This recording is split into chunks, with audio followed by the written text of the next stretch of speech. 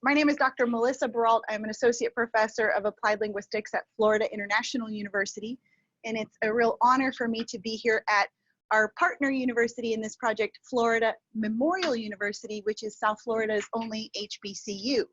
But the greatest part of this project is it's an honor to introduce everybody to my colleague and friend, Dr. Uju Anya from Penn State University. Hey, everyone. So very briefly to introduce you guys, this project came about because at FIU, I have the honor of serving and working with teachers. And in my work as a teacher trainer, going and observing all of the classes, I noticed that after the mandatory semester of foreign languages, there were no Black learners at all in the classrooms. And I started reflecting on this because I think that that's an issue that we need to talk about. And the fact is that Black learners, Black language learners, have so far been an ignored population.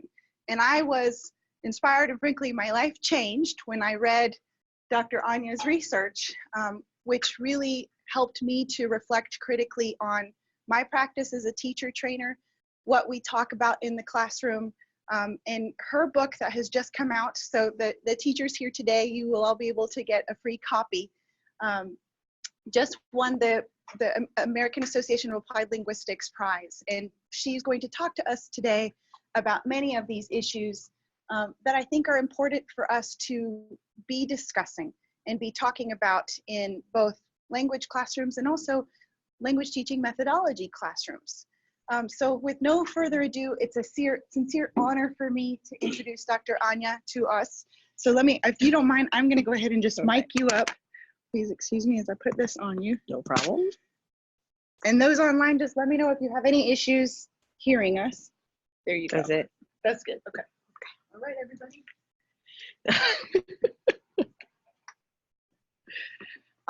So thank you very much, Melissa, Dr. Baralt, for having me here. Thank you for being here. Thank you to Florida International University for being such a fantastic host, and also for Florida Memorial for a delicious lunch. I'm really hungry looking at the spread, and I'm very, very happy to be here to share my work and my ideas with you.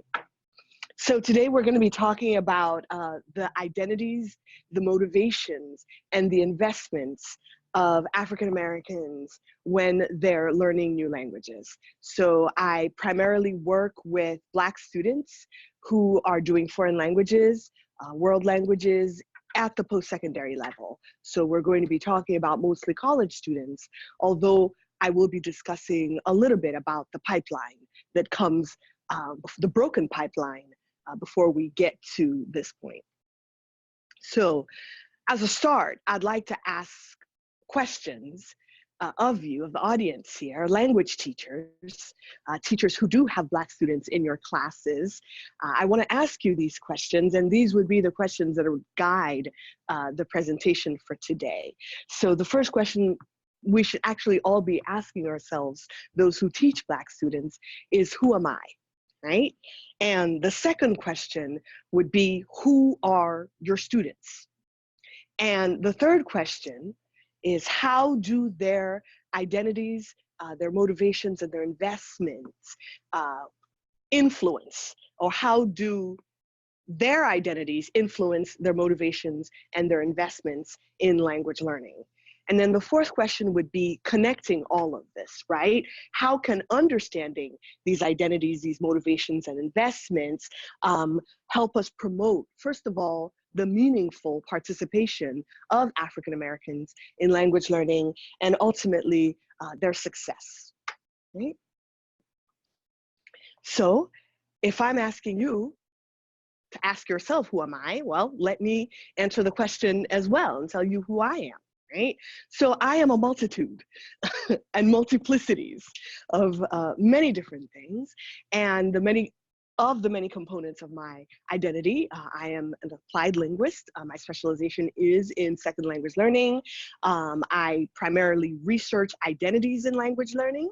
And in addition to this professional identity that I have, I am also a daughter, a sister, a friend, a learner, a community member, a citizen, scholar, mentor, a participant, right? And above all, I am a teacher. And it's really interesting when you say, especially when you're a mother, and we just celebrated Mother's Day, that above anything, including being a mother, I identify as a teacher. Well, I say this because I'm raising my children to have identities that are independent of their relationship with me. So I maintain the same rights as they have, in that even when I'm mothering, I'm also teaching. Right? So I have these flags, if you can see them, as an explanation of not just who I am and the many different me's, but my personal journey in language learning that directly informs the work that I do. So this is the Nigerian flag. I was born in Nigeria, and to a Nigerian father and a Trinidadian mother. That's the Trinidadian flag. And of course, I came to the US when I was pretty young. I'm what they consider generation 1.5, right? We came young and we were educated and raised here in the US. We're kind of those spicy ethnics, right? And I was, for a long time, married to a Russian. So that would be the flag here. And that particular Russian was generation 1.5 in Israel, in that the family moved over there. And you would imagine, how did this happen and this together? And that took place in Brazil, right? Which would be the flag in the very middle, where the two of us were living, two gringos hanging out in Brazil. And we ended up making this match and bringing it all back to the United States, right? Where we had two children, raising them as well. So if you were to look at all those maps that signify cultural identifications and identities, those are also languages. So in the house where this whole family came together, there are about 7 languages in circulation, right? So this language learning is not just what I study or what I do part-time or what my job happens to be. It's an entire experience of understanding how we grow in language learning, understanding what language learning entails, and understanding the different multiplicities of each individual and the communities that we're a part of, and how that contributes. So, asking myself who I am, I believe that we should all live by a code or a motto, if you will. And mine is that change through communication is how I live, right? So I believe in affecting change through communication by promoting individual and societal transformation through effective language learning research and practice. And if you take a look at this classroom scene and all the hellos, bonjour, privet, etc., it kind of encapsulates what I'm looking at in this effort to promote societal transformation and change through education. I am focusing on multilingualism. I am focusing on Black subjects in multilingualism and how we work through all of that. So asking or myself, who am I, and having told you a little bit of who I am, I want to ask you, who are you, right? And I want you to think about it a little bit yourself. And I want to give you kind of a guiding question, right? And ask, what aspect of your many selves, right? You're a learner, you're a teacher, you're a lover of life, you're an adventurer, you're a thinker, right? What aspect of the many different yous most strongly influences your work as a language teacher? So if you can think about it for a second and talk to the person next to you and answer that question.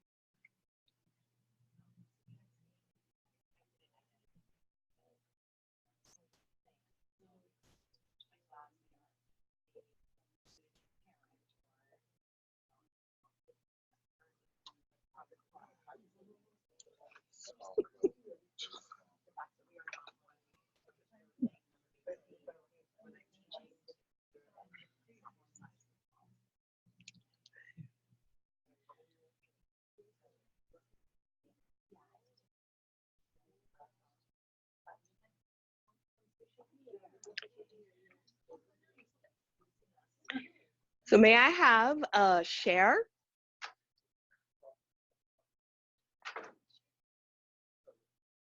Please.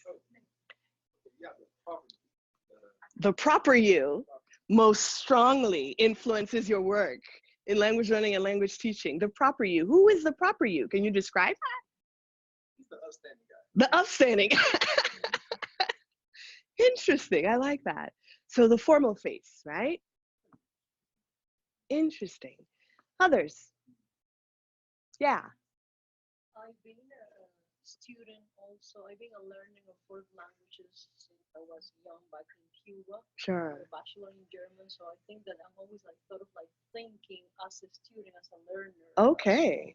So your identity as a learner is what most strongly influences the work you do in the classroom, which is fantastic because as teachers, we are also learners, right? We're not in this position of imposing knowledge on others. We're facilitating and we're conversing and we're making learning happen, both within ourselves and also with our students. Great. Over here, any shares? I was going to go through that same path because I think that being a learner myself and being a teacher, it makes better, you know, the students can understand it better and I can understand the student better. Definitely. And, you know, make my topic or whatever I'm doing more enjoyable for the students. Definitely. And it is fundamental, as I said, in the work that we do, that we have that posture and that openness and that disposition towards learning in the work that we do as teachers. Thank you. So when we think about who we are, in the work that we do, I'd like to also talk to you today about what this work entails, right? So we have to kind of take it back a little bit and establish some basic understandings of what we're talking about here. We're talking about language learning, for example, but do we have a common understanding of what language is, right? So a lot of people, when we think about language, this common concept of language, we usually think about speech, right? And we usually think about structures and systems and grammars, right? So I want to kind of open that concept of language up for you to include discourse in general. So when we think about language, we know that language entails oral, written, right? Symbolic, and embodied speech, right? All of that contributes into what we imagine when we think about language. And much more than just these static systems and grammars and structures, right? The sign signifier system, as Saussure had said to us back in the 60s, language is much more than that. Language is an action. Language is a practice, right? We do language, we language, right? More so than just appropriate these systems and these structures, right? So when we think about language as something that we do, as social practices and social action, we understand that in doing language, we are always struggling and fighting about truth and power. Language is where we do battle, right? In getting to name and create realities, right? And in naming and creating realities, you're also establishing who has the right, who has the upper hand to name and create. Language, and in doing language, we are thinking, we are constructing, we are defining ourselves, our worlds, and others, right? So to give you an example of this idea of doing language or languaging as struggles over truth and power, I wanted to project some of these words for you. The first is in Chinese, it means shengnu, right? And it is a word that's used to describe a woman of a certain age, right? Who is not yet married. And the word roughly translates as leftover, person. So if a woman gets to a certain age, 28 and above, right? And she is called a shengnu, right? And this means that she has been left over after all the picking has been done and marriage has happened, right? We also talk about this word thug. What do you think about when I say thug? Who is a thug? And we can locate it in the context of where we are right now in the American society. What's a thug? Adolescent person, okay. Involved in crime somehow. What else? Interesting. When I first heard the word, it was watching old black and white monster films. And then I think his name was Sherman. That his last name. He played for Seahawks. Okay. He played for Seahawks at the time. Yeah. And he was known for like really putting receivers on their behind so they caught the ball in this area. So he was going back and forth with a reporter, and someone commentated on the exchange. Was like, he shouldn't be such a thug. There's too many thugs in the NFL, whatever the case is. And Sherman was like, I know now that that's just code for what you really want to call it. Exactly. So don't play games. So Sherman, the definition that you first raised, right, for this word thug is delinquent, a criminal of some sort. This particular individual did not have any kind of history of being a criminal or being involved in criminal activity, yet was called a thug. And then he responded and said, I really know what you mean to say. So the evolution of the word thug in American society, thug has now become synonymous, right, with the N-word, right? So when people think of thug, when people imagine the common parlance, right, you think usually of young Black men, right? And he called it right out. And he said, you want to call me a nigger, but in polite society, we can't say that anymore. So you say thug as shorthand for what you really want to say, right? What about this word illegal? Illegals, right? So we're using it not as an adjective, right? We're using it as a noun. We're calling somebody an illegal. What comes to mind when you think of this word illegal? Yeah. Hispanics, Mexicans, right? So illegal alien, illegal immigrant. Well, right now we are struggling and fighting over this word, illegal, right? We're writing letters to the New York Times and telling them, please do not call people illegal alien because human beings are not illegal, right? So what's the other word that we're saying, okay, this should be the word that we're using when we want to describe a certain status? Yeah, migrant, immigrant, undocumented, right? So if you want to say, well, somebody has papers or doesn't have papers, that's one thing. But when you call somebody an illegal, we are making a statement that goes far beyond now what papers they have or don't have, right? We're actually talking about the legitimacy of this individual, right? And often the humanity of this individual and the deservingness of this individual, right? And language is so powerful, this struggle that we're engaged in to define and paint others, and that when we construct this image and this discourse of an other, right? This gives a script for those who would explaining how to treat this individual, right?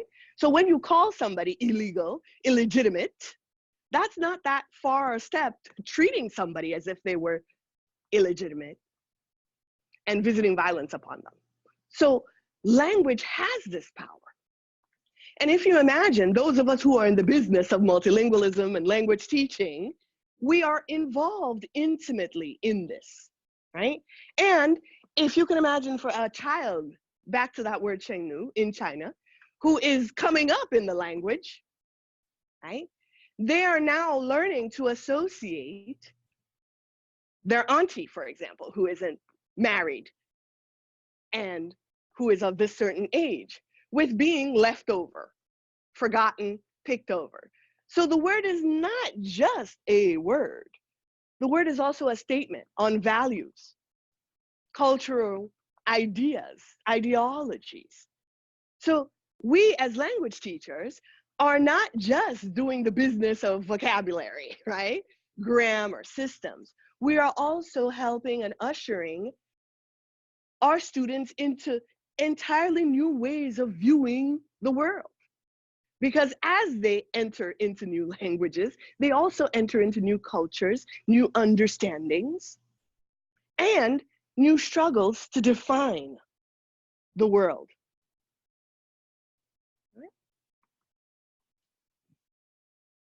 So when we think of language, we also think of identity. Identity cannot be extricated from language.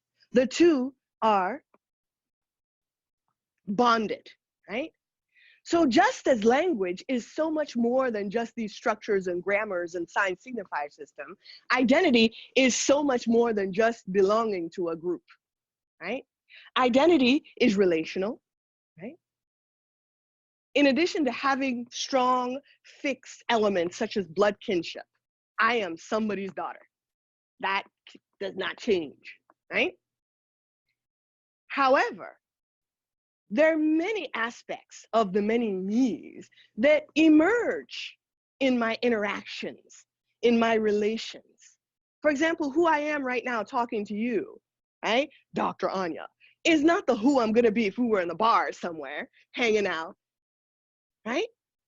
So my different identities work out and emerge in how I'm relating to and mixing with others, right? So much so that you cannot do you by yourself. You cannot be you by yourself. Who we are. Black, for example. For Black to exist, it has to be in opposition with white, right? So I know I'm Black because I'm not white. Whites know they're Black. They're white because they're not Black. Once again, identities are relational, right? So this idea of minority versus minoritized speaks to this, right? There are populations such as African Americans in the United States who we call minority, right? In terms of their numbers. However, if we're in a school such as Florida Memorial, which we are, and African Americans are not the least in number here, do we still call them minorities? So then the term minority is contextualized, right?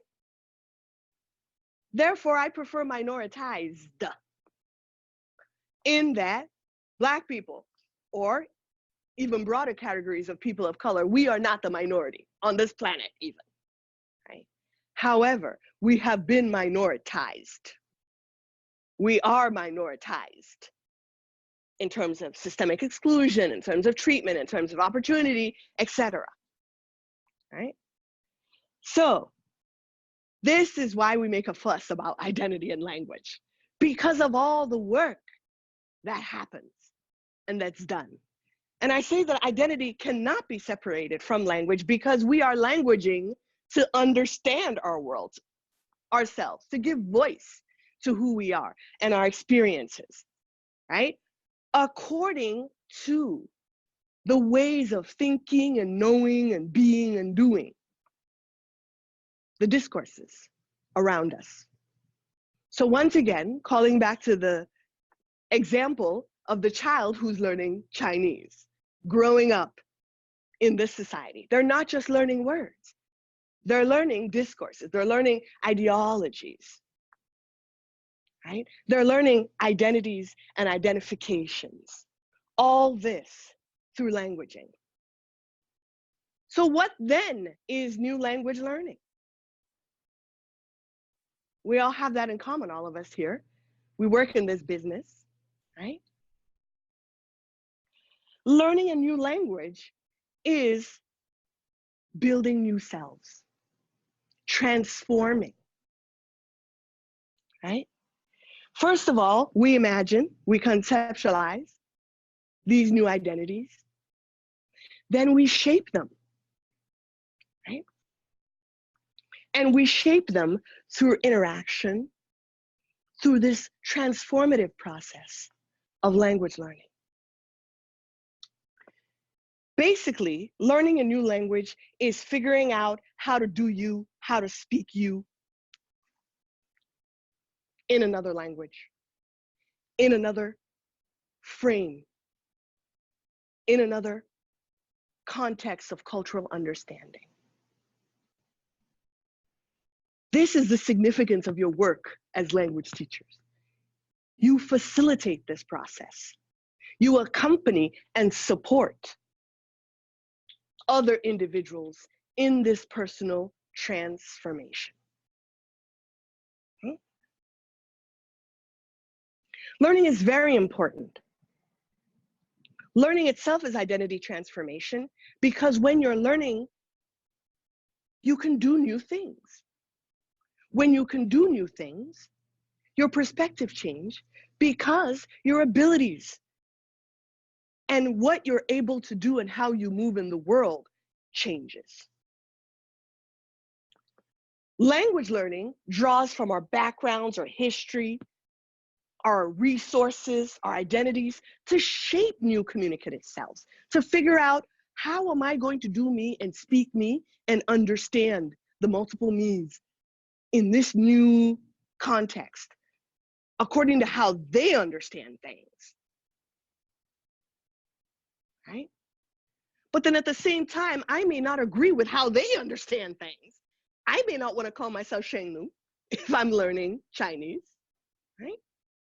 So this whole process of learning a new language involves me constantly negotiating and working all this out. This is what I talk about when I say transformative socialization, and that you're transforming, you're becoming, and you're speaking new selves while you're participating in new communities. Communities of learning, communities of understanding, right? And once again, we as language teachers are in the middle of all this. Motivation is something we talk a lot about in language learning, especially when we're trying to figure out what's happening with our students. Are they motivated or not? Motivation as a concept has the meaning of the word right in it, motor, to move, right? And when we ask, are our students motivated? We're asking, are they driven? What pushes them towards success in language learning, right? There's decades of research that seeks to understand what motivation is, what moves, what drives people. Gardner and Lambert talked about it as kind of a learner's desire to assimilate into a community. So a learner is moved or driven to learn a new language because they want to assimilate into a community. They want to integrate into the community, or they want more functional ends like, okay, I need to make more money. I need to pass this test. So this is what's driving me. Schumann says, well, what drives you is you're always judging and reacting in new language situations. Is this pleasant? Is this possible? Is this new? Does it break my face somehow? Right? So Schumann says, I am either driven or not, based upon my assessments and my appraisals of newness, feasibility, etc. Dornier tells us that you are driven or not based upon your goals and your strategies that you use to fulfill this, your imagined, idealized language speaking self. So you have this concept and you push forward based on your desire to, I don't know, speak French and have a beret on and eat baguettes and drink wine and go ooh la la in front of, I don't know, Champs-Élysées, right? So these psycholinguistic concepts of motivation have a component that limits them. The component being that they are very focused on the individual, right? And they treat the learner as if they were kind of this ahistorical being who is either driven or not driven, and they do not take enough of an account of what's happening all around this learner.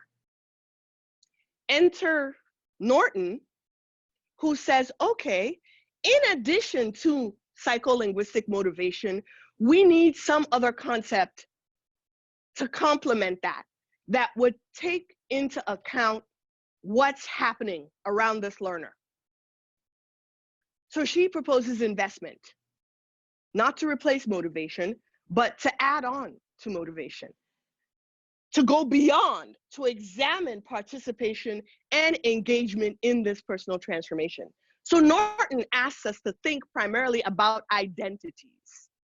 Who are these learners? For example, if you have somebody who has been living in the United States for 20 years and has never really learned English, you typically criticize them and say, they are secluding themselves in Spanish-speaking ghettos and they don't talk to the native speakers, and this is why they will never advance or learn anything, because they are not motivated and not pushing themselves. Norton says, oh, what does this person do for a living? Okay, so this person might be in the service industry. Oh, okay, this person is a gardener. All right, who are the native speakers that this person talks to? Okay, could be other Spanish speakers or the boss, for example, right? So would you walk up to your English speaking boss and be like, yo, can you help me with some of this practice I need to learn this English? What kind of conversations are you going to be having? Exactly. Yes, sir. Money talk, right? So the psycholinguistic idea of motivation would be like, are you driven or not? Investment says, you can be seriously motivated, but do you have power? Do you have resources? Do you have voice in conversations? Do you have opportunities to be able to engage in the sort of conversations you may need? So Norton asks us to think about identities. Norton asks us to think about how people are positioned. Norton asks us to think about context and resources, social capital, connections, right? Cultural capital, education, for example. Norton asks us to think about systemic patterns of control, right? Power, ideology, access to technology. Norton asks us to think about the feasibility of personal transformation, or the possible gains or returns that a learner might anticipate, which might make them ambivalent, right, in engaging in this process if they believe, well, fluency is not going to happen for me. So all of this makes motivation a lot more complicated, right? Because Norton tells us that somebody can be extremely driven to learn and motivated to learn a language, but then not invested because of issues that have to deal with this. For example, you are in a class and somebody is motivated to learn English, their child is in jail, they need a lawyer, they're about to get kicked out of the apartment, and all this. They desperately want to learn English. They show up to English class, you are saying what? The chair is blue, the apple is red. John goes up the hill, right? So this is somebody who is very motivated to learn, but then tunes out in your class. They are not invested in the practices of your class, right? So when we think about investment and we think about identities, right? We think about how we understand these social identities that are most frequently kind of in circulation, right? That we work with in social categorization and hierarchies in our society. We think about race, think about ethnicity, right? We think about sexuality, think about social status, class, nationality, right? How do we understand these social identities? More importantly, why do they matter when we're teaching languages?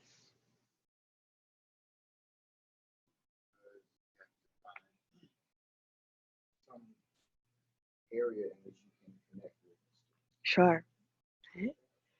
So social identities matter because of connection.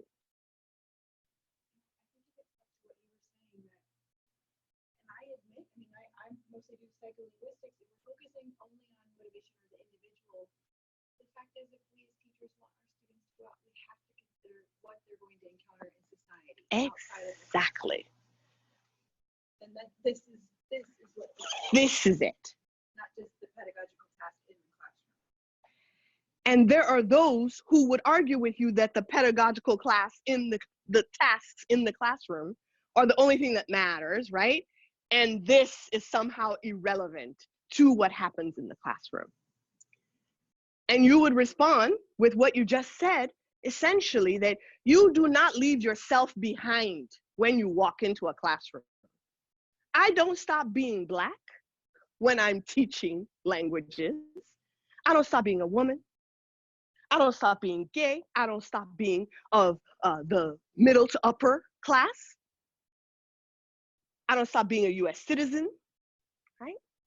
The language class is not somewhere that you are somehow divorced from society and yourself, and the impact that these identities and hierarchies produced by these identities, the impact that it would have on people's personal experiences. Open up our textbooks and you see all of this. So there are those who would say that considering this in the language class creates problems and polemics that don't belong there, that we should be neutral and apolitical in the language class. Number one, that's a lie.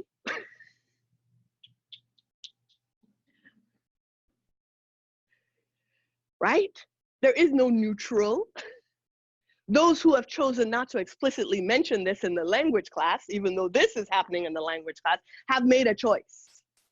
There is politics behind apolitical. There is politics behind silence and erasure. Choices have been made there. There is politics behind the family chapter, where you go over vocabulary and pictures of what constitutes or who is a family, as you're teaching madre, padre, right? Hijo. Mother, father, child, dog, right? That is a statement on sexuality, people.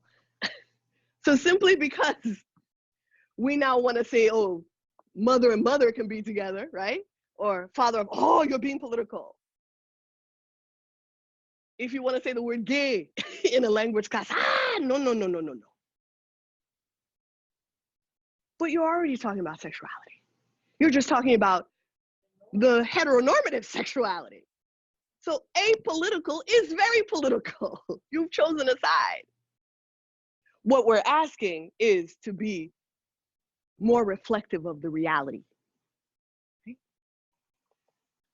Also textbooks that only show white faces as native speakers. Yes. We're Definitely. Exactly.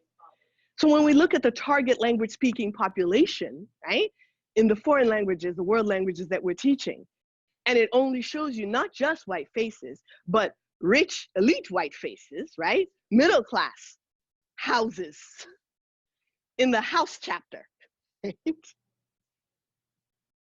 Or pictures of who speaks Spanish that only shows you people from Spain, for example. We are making decisions. There is no lack of a race statement there. A race statement has been made. Right? The statement is that there are certain people who count as principal and primary cultural agents among the target language speaking population. There are others who do not. That's the statement that we are presently making. Right? So why should we care? Why are we here? Right? Why should this be something we think about? Because good teachers try to understand our students, and we try to remove obstacles, mitigate them, and avoid doing harm, right? Teaching is ethical practice. There is a moral dimension to the work that we do. So we should care, because when I talk about these issues, I'm talking about humanity, humanness, right? As was said before, we don't leave behind our multiplicities and our identities when we walk into the classroom. So we should care, because identities impact all the efforts and choices that we make inside our language learning communities and classrooms. And being aware of the multiplicities and intersectionalities and identities in the classroom helps us understand motivation, what's driving people, investment. Most importantly, it helps us to better support this big job that we're doing, which is personal transformation in people's lives, right? The second question I asked are, who are the Black students in my classes, right? Who am I was a big question. The second one is, who are my students? Well, we're struggling right now. Black students are struggling in our classrooms primarily because of a history of racism and social exclusion. Just lay it all out there, right? They are not struggling because of problems they've caused themselves.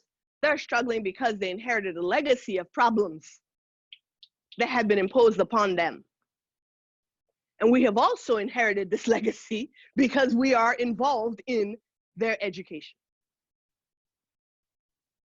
And if we're engaged in the moral practice of education and teaching, we should care about what's happening with Black students in our classrooms. So there are gaps, tremendous gaps in participation, in progress, and in success among African Americans and their other counterparts, right? For example, as Dr. Baralt said, we see lots of Black students at level 1, 2, 3 of our classes, right? Right at the end of the requirements, they're gone. Some have said, well, it's because Black students are cognitively not as smart as anybody else, or they speak African American English, which is this bastardized English that means that you can't even speak your own language. How are you going to speak somebody else's? Well, racism, people. There's, yeah. Yes. And I have read research that tried to make those statements, right? And those statements are bogus, by the way.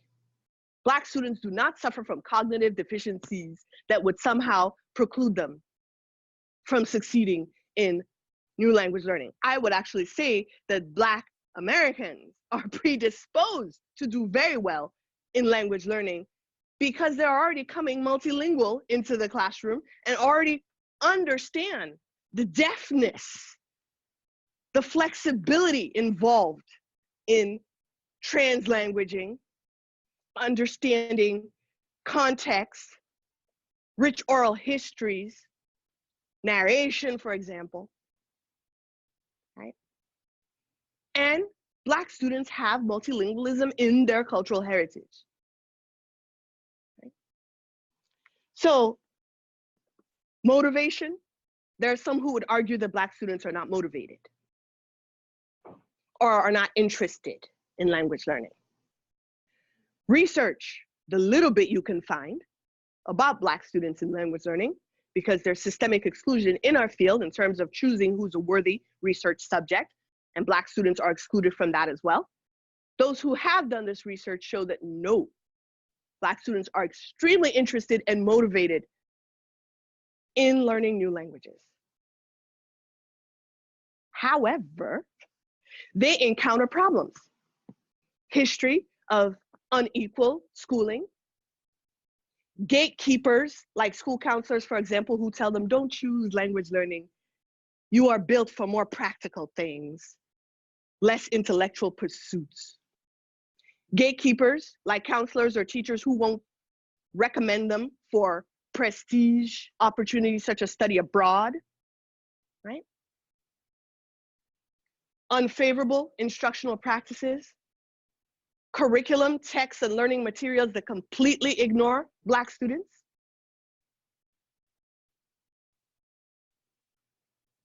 Practices in the classroom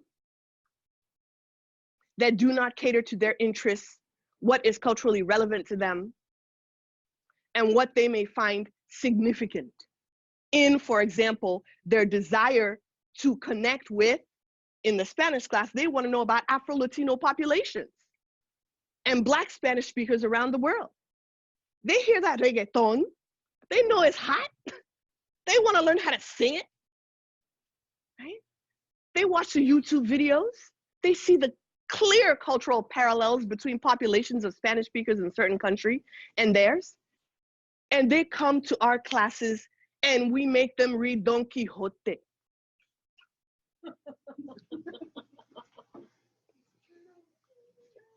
Am I lying?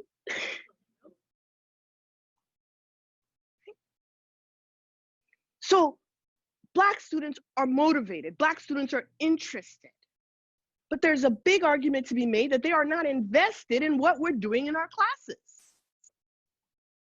And they are resisting us actively because of this lack of investment. A Black student will tell you very openly if they're not buying whatever you're selling.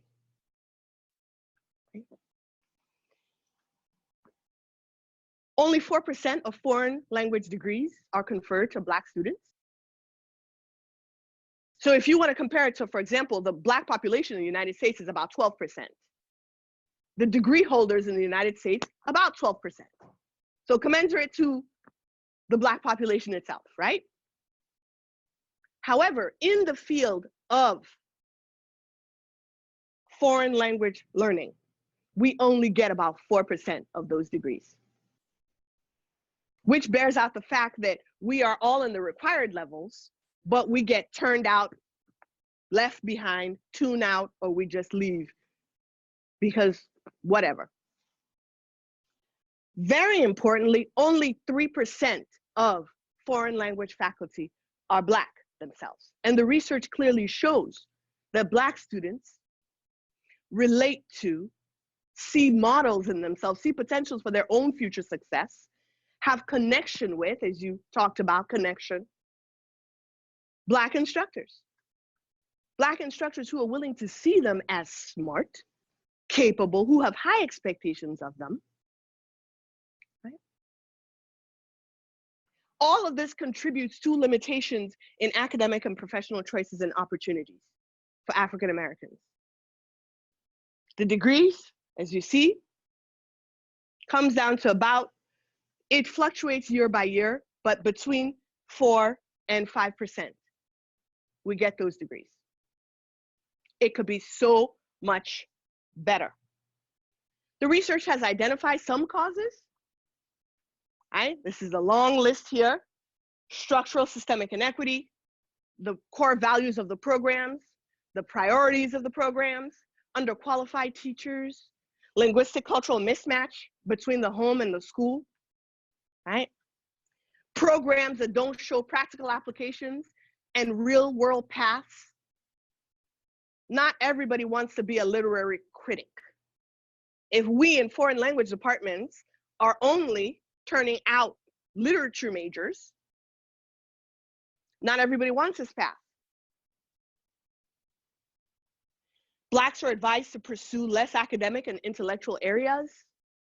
So they're pushed out even before they can advance in foreign language learning because they're considered not the material, right? There are first generation issues, financial barriers, for example, to study abroad. Our classrooms excessively focus on grammar and structure and those sign signifier aspects of language and do not focus enough on communication, interaction, affiliation, and identification in language learning. Poor instruction, teacher-frontedness, language classes where only the teacher talks, which is a shame because the teacher already speaks Spanish. The students should be doing most of the talking. Black students complain about that as well. Black students say that our language classes are profoundly disconnected with their Black identity and the issues they care about. Right? Non-academic language and different registers are devalued in language classes. So for example, you might have multilingual Black students who speak different named languages, or who might be heritage learners, who might speak a Caribbean variety of Spanish, and come in and told that their mother's language is trash and they should be speaking Castellano.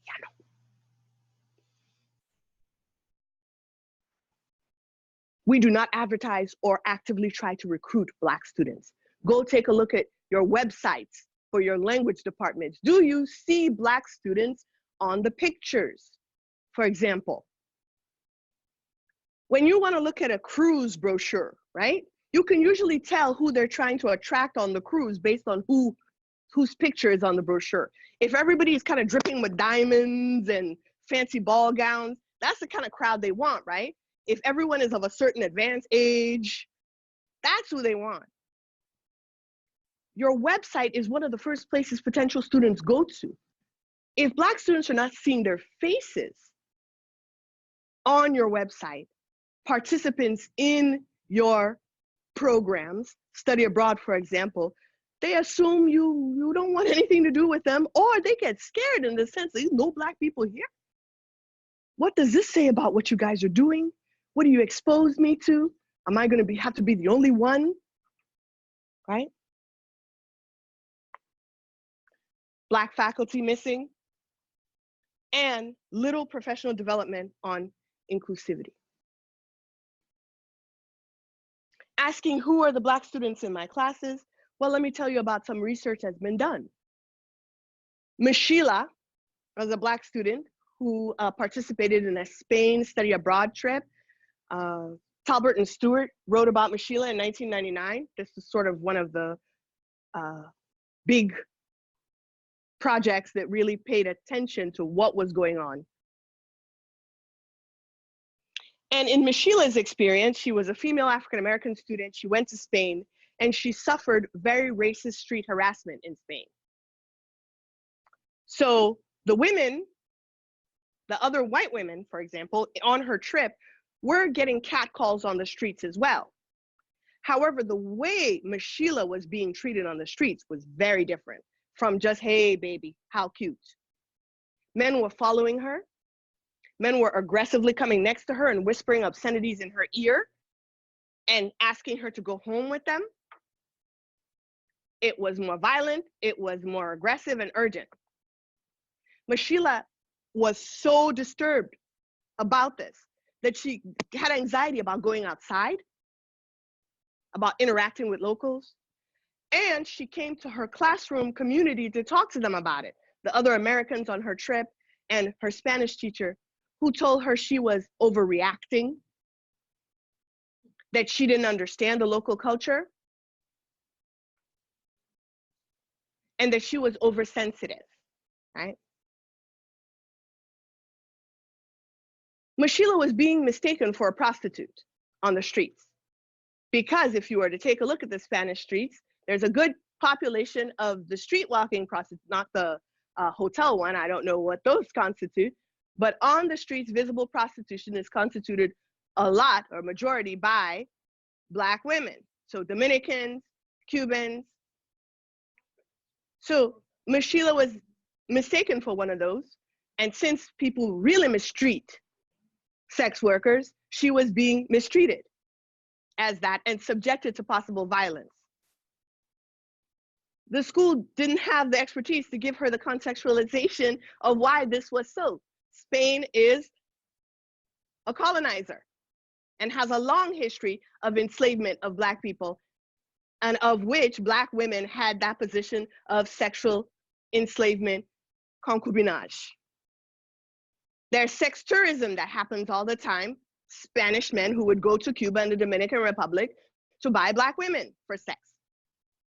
So Michela was involved in a social context that related her or relegated her to a role that she wasn't aware that she was even playing, and that was directly related to the local culture and reality. So much so that I experienced that as a Black woman in Spain. I had a technique. I would read books if I were sitting in a park or somewhere alone, because for some reason people thought hookers don't read books. I don't know. And I wouldn't get as harassed as violently or at all if I'm seen to be a student or something like that, as opposed to just a single young woman on the street, right? We have message boards and communications with other Black women where we share tactics of how to move around in Spain to avoid the violent, sexist harassment, and to try to avoid people who would expose themselves to you, for example, or try to corner you in some place. The program was totally unable to, number one, contextualize to her why she was suffering like this, support her and admit and validate her suffering. And it definitely affected her interaction and ability to learn the language, because she did not participate as actively in what she was supposed to be doing in the study abroad. So race and the intersection of gender and race contributed profoundly to Michela's language learning experience in Spain. No, we do not. Mm-mm. Please. Say, in addition to, I said this in what I was writing. Yeah, not only the idea of, okay, a lot of Black Americans have issues with standard English and therefore other languages as well, but when you have this negative connotation to everything that is Black within whatever language it is, if I am that, I'm not thrilled about learning more of that. Yeah. So I'm going to have my own version of English. And if I'm to be taught another language and I get a whiff for that there too.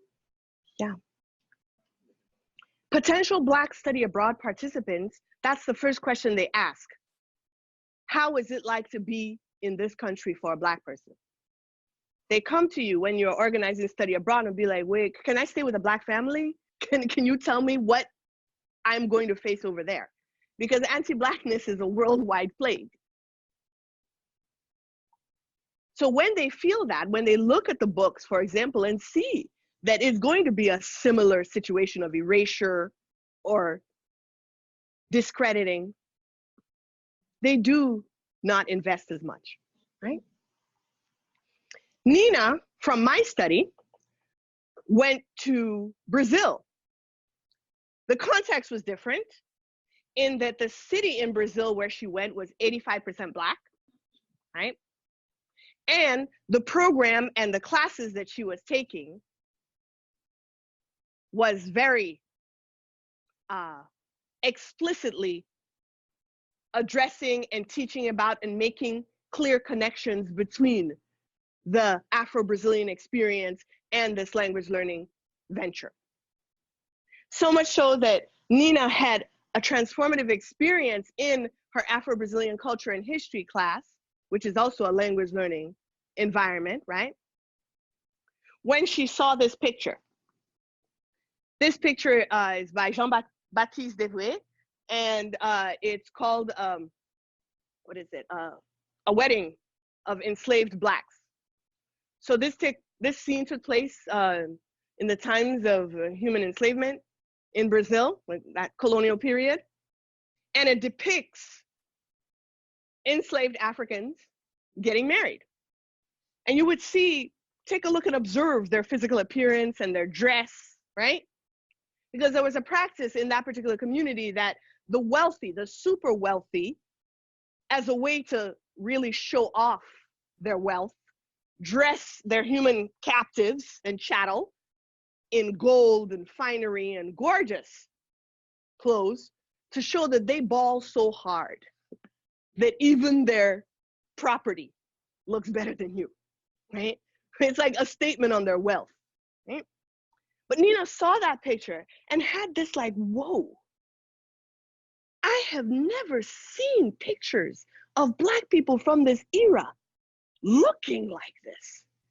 Now, these people were still enslaved, They still raped them and kidnapped and tortured the whole deal. They didn't escape from that particular reality. But the appearance was something that Nina hadn't seen before. And she described it as, I had never seen people from this time.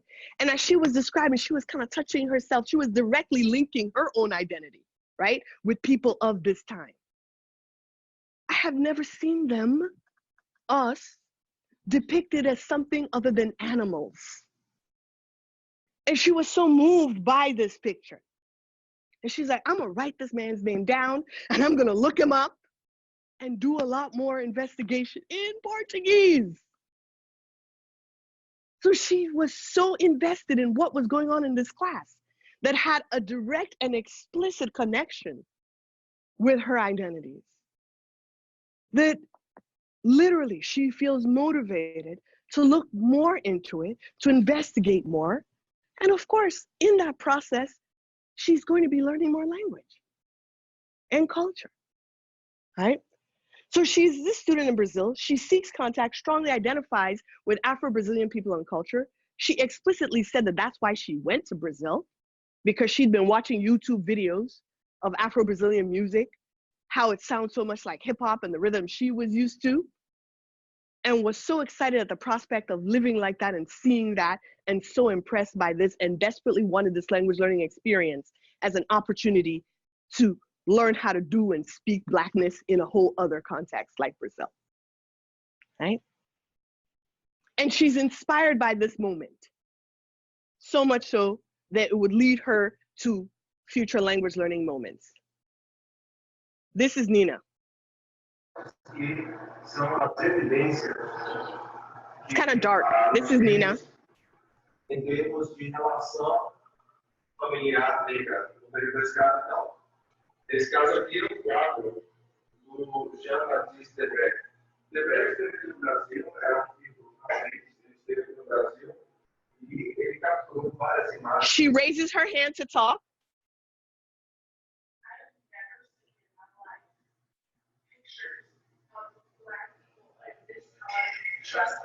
And so I'm like taken aback. I know I'm being a little dramatic, but I'm serious. I just never have seen. I didn't know these existed when they were, the tree that was actually not animals and degraded and they actually look like people. And I'm just, I got his name. They're not degraded and they look like, people. This was a profound moment of this personal connection that she had. She's, I'm gonna write his name down. I'm gonna look for more, right? This is an example of something that could be happening in your classes, right? Were we to understand better what moves and drives Black students in our classes? Letty, another Afro-Dominican American student in Brazil, had this very interesting experience there because her body was something that she struggled with, kind of loving and appreciating. She was a very curvy, beautiful woman. And because of previous experiences of racism and marginalization, especially in the social and dating market, she went to Brazil and her curves, her African Black curves, were just celebrated. And she had this experience of like, wow, in this Portuguese learning, Brazilian culture learning experience that she had, personal self-affirmation was a part of it as well. And race and gender all mixed up into that. So much so that her dating prospects, sexual attention, cultural affinity, all of that inspired her to identify with Blackness. And we know that Dominicans have a complicated relationship with Blackness, right? She began to embrace her body in the beauty of bunda. Bunda is butt in Brazil.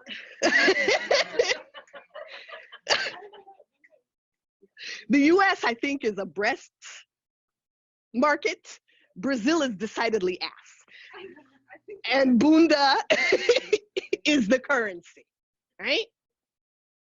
And she went there and her Blackness opened up interactional opportunities for her. If you were to contrast what happened with Letty and what happened with Michela, right?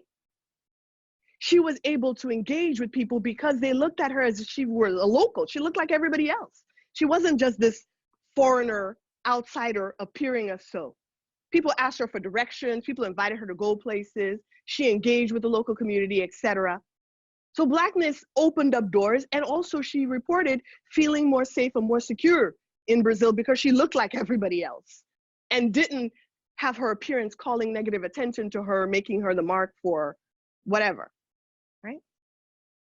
And interestingly, in Brazil, she adored being called pretinha, which is sort of like little black girl, a term of endearment, caring, flirtation. Negrita might be the equivalent in Spanish, and she definitely did not like that. Well, because Dominicans are racist. That's the short version. They have a very complicated relationship with Blackness. So being called negrita, negro, it's something that the Antilleans struggle with, right? So because of the cultural associations and even the family difficulties that they had in her personal experience with race, the word negrita in Spanish was not for her, and she would sorely reject being called that, and she explicitly described that. However, the same word in Portuguese, she lovingly accepted. Dr. Anya, the most fascinating example I've ever heard of. We have two words that linguistically are the same. Yeah. If we don't consider culture and history and racism and colonialism Yeah. around them, we won't understand. I have a book chapter coming out where I look into that. Definitely. So Blackness was a fundamental part of her experience. And this cut through language learning, of course, right? I have a little bit of a excerpt. I've never felt comfortable ever showing my Buddha, ever. I always tucked it in. When I took ballet class for like 15 minutes. And they always told me, tuck it in, even to a point where they get frustrated because I had such a big butt. Here was just, I was comfortable with just my hair, my butt, my skin color, me as a person. Yeah. Imagine if you were to create that environment for your students in your classes, where through the cultural context that you presented for them and the experiences you gave them, they felt okay with being who they were.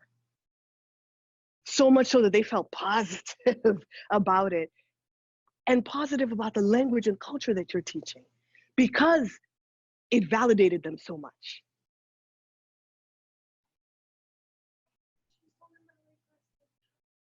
Tuck it in, yeah. So Bonnie Norton, this long quote I have here, the connection between motivation and investment. I've said that, right, before. A learner may be highly motivated, but nevertheless have little investment in what we are doing in our classes. Because what's happening in the class may be racist, sexist, elitist, homophobic. Thus, despite being highly motivated, Bonnie Norton tells us, a learner could be excluded from the language practices of our classroom and in time positioned as a poor learner, as an unmotivated learner. And if we were to take the time to look at their identities and take into consideration this broader concept of investment, we may be able to avoid that. I want to ask you, what does a Black student's success look like in your classroom? Right? Teachers tell me, well, I don't differentiate between anybody. I don't.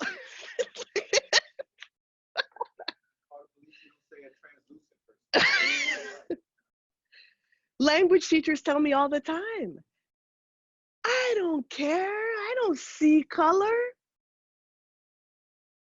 That's a lie for sure. How can you not see the one organizing or most powerful organizing principle in American society? We definitely see color. What they mean to say is they try not to take race and color into consideration when they're doing. That's what they really mean to say, right? However, being colorblind is not an equitable practice.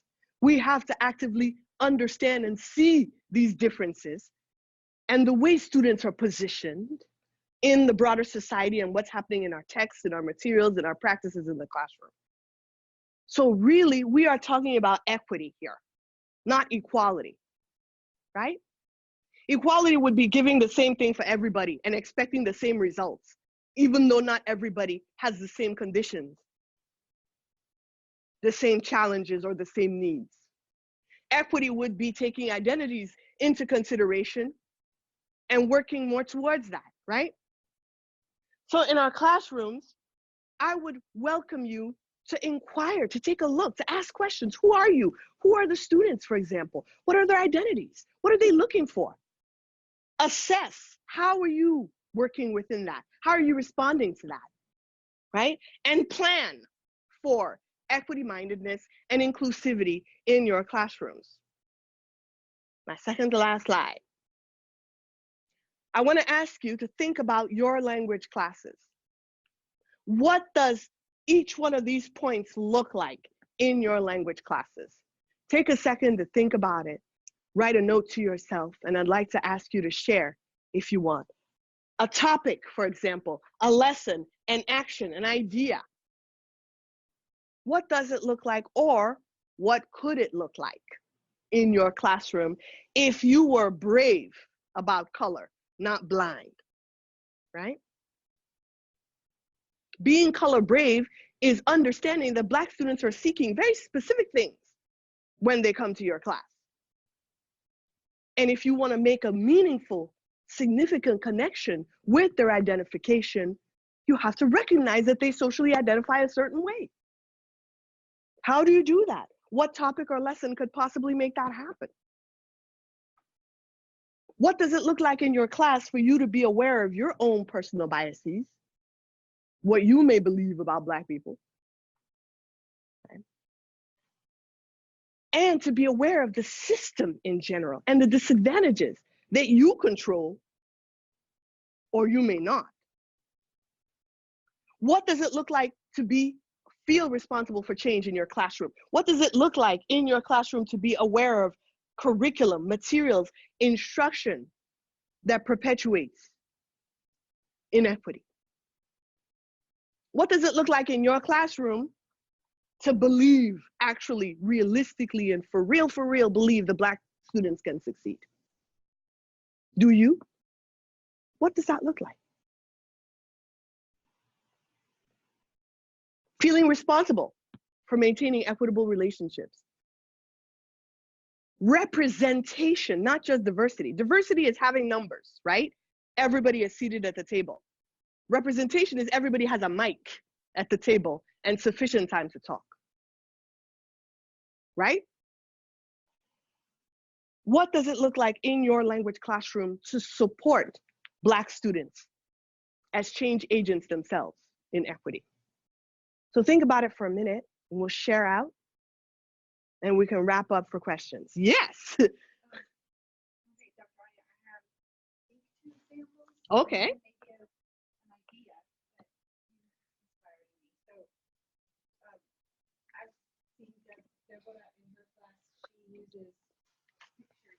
Our textbooks, I think, do a really poor job at reflecting Black native speakers of Spanish. And your materials always show Black native speakers or Black people in your class. Yeah. And I appreciate that about you. Another example is, I mean, traditionally when we assess students, I've traditionally done exams. And this past semester, for the first time, because I read your research, students asked, I had them kind of tell me what they would like to do for final project, and instead of an exam, they had to go to a local elementary school and give a presentation in Spanish and tell the students why it's important to them to speak Spanish, and it was with fourth graders. What could you guys do with languages, and what languages is spoken at your home? And it was therefore teaching youth in our local community, seeing 19 and 20-year-olds talk about why language learning was meaningful to them. And then I have so many ideas. Well, those are great starts, right? Others?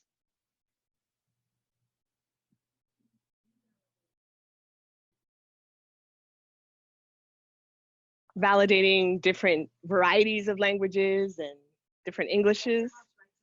Sure. Yeah. Well, one of the things I'll start off because they'll look at me, oh God, black cornballs. And then I'll let them know, okay, that's how they see it. I go, yeah, I understand the importance of code switching. You might know what code switching is. What is that? Like, okay, that's your mama's white people's voice when you call them at work. Mm-hmm. Oh, okay.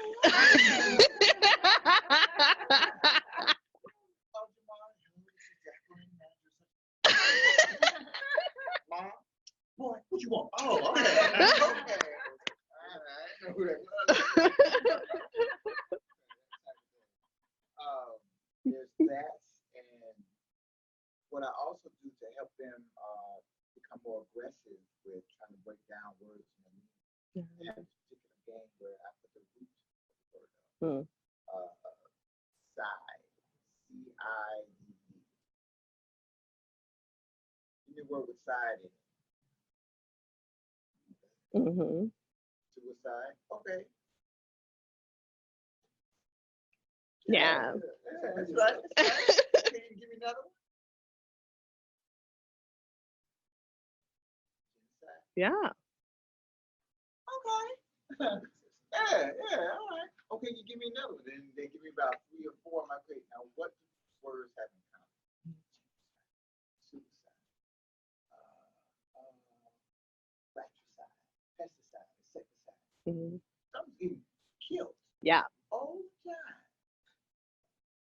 Side means kill. Mm-hmm. So thinking about language explicitly. Yeah. Exactly. And then we make a game out of it because competition is a beautiful thing. Beautiful thing. So you understand your students' identities, right? And what moves them and what they're interested in, and how you can make those connections between the teaching that you're doing, right? And the lessons and activities. Thank you very much.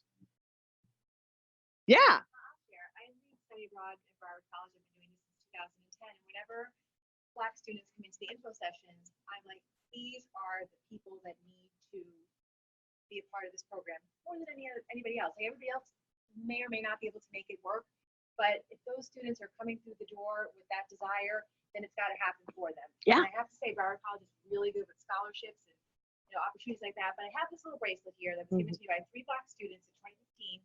Haven't taken it off because it reminds me every time they got it from me in Italy, and it just reminds me of how life-changing that experience was for them. And when we have the first day of class, I always make sure that we have a safe environment. If anybody needs to share anything personally, or I want you guys to be comfortable producing this new language to you. And it's new whether you have another language that you already speak at home other than English. What's in the out of your mouth sometimes will make you feel awkward. And it's okay. It's not just the language that's going to make you feel awkward. It's whatever else you might bring to the table.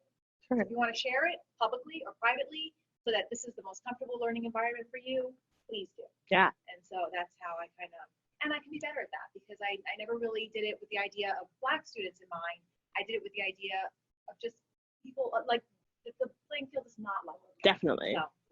So you might have done it with the idea, for example, of first gen or working class students, right, who may not have the financial opportunities, right? So then taking into consideration other social identities, right, such as Blackness, for example, then you are more actively, right, being brave about these differences and incorporating them into the work that you're doing. One of my favorite things to say is everybody has a hyphen, and you have something on either side of your That's hyphen. it. So, and your hyphen changes for day to day. The length of it changes, and which is your noun and which is your adjective. Yeah. So that's kind of the approach. Thank you. Yes. I was going to say another thing that you could possibly use is find one of their favorite TV shows, watch on YouTube. Ah. Oh. Yes. So you find a reference that they already have, right? And then you add the language to it, and then they're making those connections. Exactly. I'd love to comment how representation actually has worked for me. Because this is the first semester. It happens before at FIU because I used to teach at the North Campus, and there's like more Black students in that campus. Yeah. But here, this is my first semester, and majority of my students probably like around 99% of my students are Black, Mm-hmm. either African American or from the Caribbean, for example.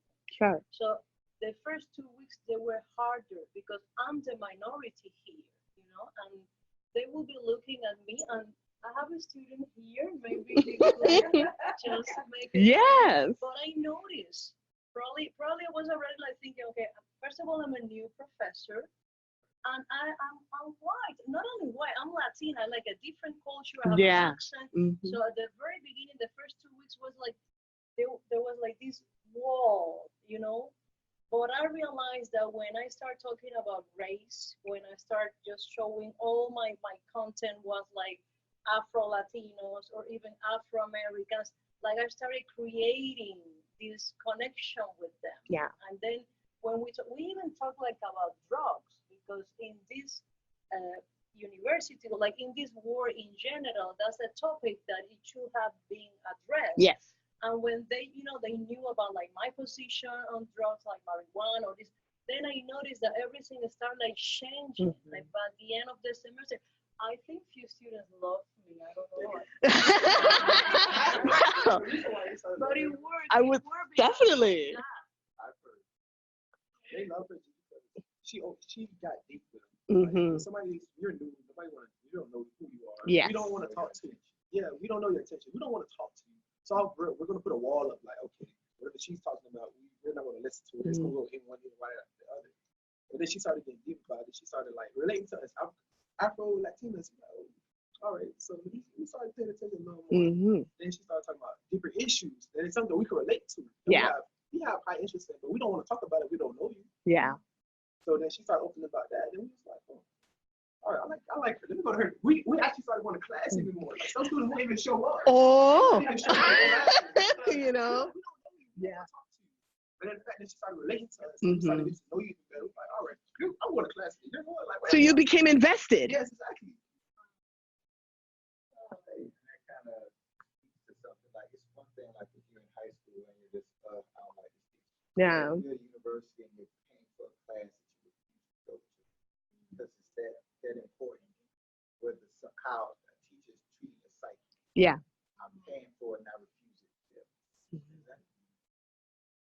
And we do not have control over the world outside of our classroom, what it's doing and its impact on our classrooms. What we can control is what we're doing in our classrooms, the materials that we present, our relationships with our students. Within that realm, we have so much we can do.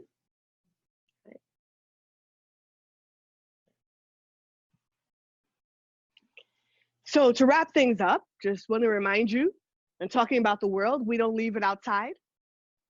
It impacts what we do in our language learning communities. Our Black students, just like us, their identities greatly influence what happens with them inside our classes, right? Understanding their identities, their motivations, and their investments will help us to more effectively accommodate, right?